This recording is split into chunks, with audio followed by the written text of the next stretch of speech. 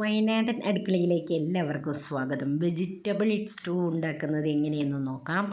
ഒരു ക്യാരറ്റ് അരിഞ്ഞതും ഒരു ഉരുളൻകിഴങ്ങ് അരിഞ്ഞതും കൂടെ തന്നെ ഒരു ഗ്ലാസ് പട്ടാണി കുതിർത്തിയതും ഒപ്പം തന്നെ 1/2 ടീസ്പൂൺ ഉപ്പും 1/2 ടീസ്പൂൺ മഞ്ഞൾപ്പൊടിയും കൂടെ തന്നെ ഒരു ഗ്ലാസ് വെള്ളവും ചേർത്ത് കുക്കറിൽ 2 വിസിൽ അടിച്ച് കഴിയുമ്പോൾ മാറ്റി വെക്കാം.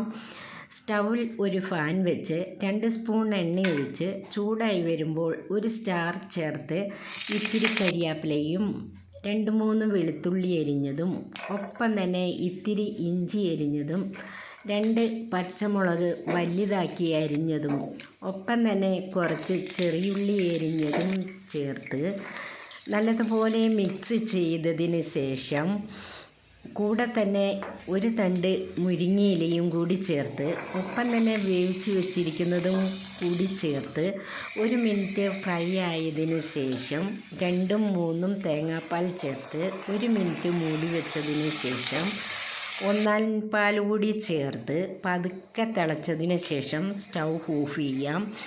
ഈ കറിയിൽ മുരിങ്ങയിലയും സ്റ്റാറും ചേർക്കുമ്പോൾ പ്രത്യേക ടേസ്റ്റാണ്. ഈ രുചിക്കൂട്ട് ചേർത്ത് ഒന്ന് ഉണ്ടാക്കി നോക്കണേ. അപ്പത്തിന് നല്ല കറിയാണ്. എല്ലാവരും ലൈക്ക് ചെയ്യണേ, ഷെയർ ചെയ്യണേ, സബ്സ്ക്രൈബ് ചെയ്യാത്തവർ ചെയ്യണേ, ബെൽ ബട്ടൺ ക്ലിക്ക് ചെയ്യുകയും ചെയ്യണേ.